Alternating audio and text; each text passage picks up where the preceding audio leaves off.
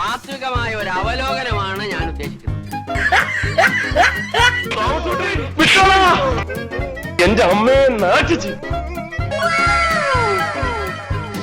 കേട്ടിട്ടില്ലേ മാളൂരെ, ഉത്തരം മുട്ടുമ്പോ കൊഞ്ഞനം കുത്തുക എന്ന്?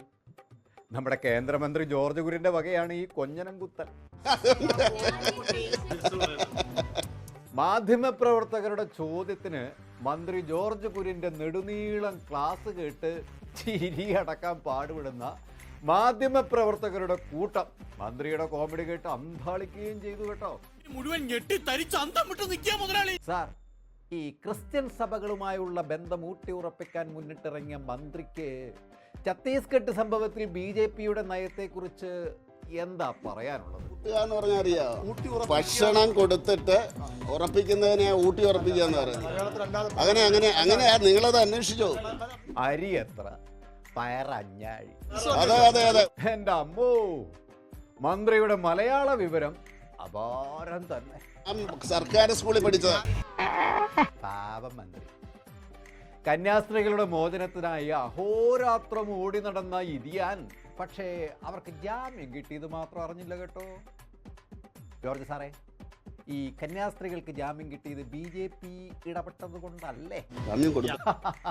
ആ കൊടുത്തു സാറേ. സാർ അറിഞ്ഞില്ല അല്ലയോ? അതങ്ങനാ സാറേ, ഹിന്ദി അറിയാത്തതിന്റെ കുഴപ്പ. അല്ല, സാറിന് ഹിന്ദി അറിയില്ലേ? ആ, അതാണ് കുഴപ്പം. സാറിന് ഹിന്ദി അറിയില്ല, അതാണ് കന്യാസ്ത്രീകളുടെ ജാമ്യം അറിയാതെ പോയത്. പക്ഷെ സാറേ, ഹിന്ദി പഠിക്കണം. അപ്പോൾ അറിയാം, ഡൽഹിയിൽ ഹിന്ദി അറിയാവുന്ന MP-മാരും മന്ത്രിമാരും നിങ്ങളെ നോക്കി പറയുന്ന പരിഹാസ പ്രയോഗങ്ങൾ. പാവം മന്ത്രി ജോർജ് കുര്യൻ, ഹിന്ദി നഹിമാലും പോലും. ഓ, എന്നാ പിന്നെ പേടിക്കണ്ട. അതെ മാധ്യമക്കാരെ, ഈ ചോദ്യം ചോദിക്കുന്നതൊക്കെ കൊള്ളാം കേട്ടോ, പക്ഷേ ശബ്ദം ഉയരാൻ പാടില്ല. സാറിന് പിടിക്കൂല, സാറ് കളിയാക്കി കളയും.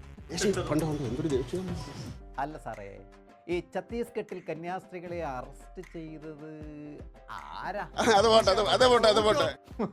കൊള്ളാം, എലി പുന്നല്ല കണ്ടതുപോലെയുണ്ട്. ഓ, ഹിന്ദി നഹിമാലും പോലും. അപ്പോ മന്ത്രി ഈ കേക്ക് കൊടുക്കാൻ വഴികാട്ടിയായ മന്ത്രി ജോർജ് സാറിനോട് ഉൾപ്പെടെ കേക്കുമായി ഇതുവഴി ആരും വരേണ്ട എന്ന് സഭാധ്യക്ഷന്മാർ പറഞ്ഞത് BJPയോടുള്ള എതിർപ്പല്ലേ മന്ത്രി? നിങ്ങൾക്ക് കേക്ക് വേണോ? നിങ്ങൾക്ക് കേക്ക് വേണമെങ്കിൽ ഞാനിപ്പോ. അയ്യോ വേണ്ടേ, ഞങ്ങൾക്കത് ദഹിക്കൂല. ഞങ്ങളൊന്നും അല്ലല്ലോ മന്ത്രി.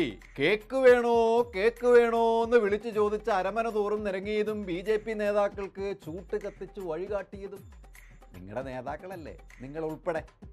അല്ല സാറേ, അല്ല, ഈ കഴിഞ്ഞ കുറച്ചു കാലമായി കുരിശടിയിൽ മുട്ടിലിഴഞ്ഞും പായസം വടിച്ചു കുടിച്ചും മാതാവിന് സ്വർണ്ണക്കിരീടം സമ്മാനിച്ചും അരമന തിണ്ണ നിരങ്ങിയ ഒരു മന്ത്രി ഉണ്ടായിരുന്നല്ലോ.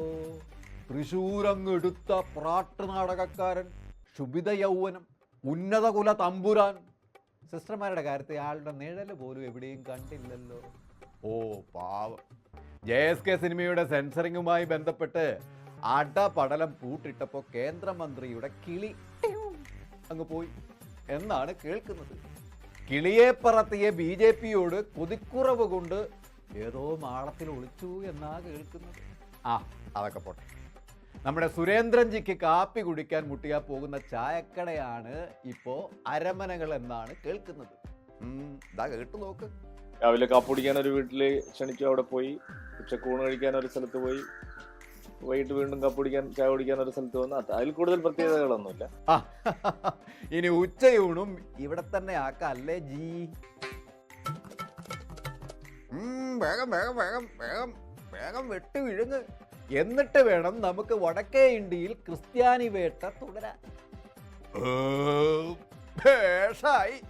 ഇനി ഒരു 4 കൂട്ടി മുറുക്കു കൂടിയായ കെങ്കമായി.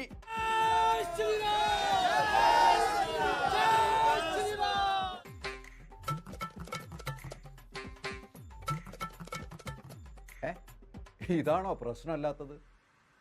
ഇതേ നിങ്ങൾക്കൊരു പ്രശ്നമല്ലായിരിക്കും, പക്ഷേ ഇന്ത്യൻ ജനത വല്ലാത്ത ആശങ്കയിലാണ്.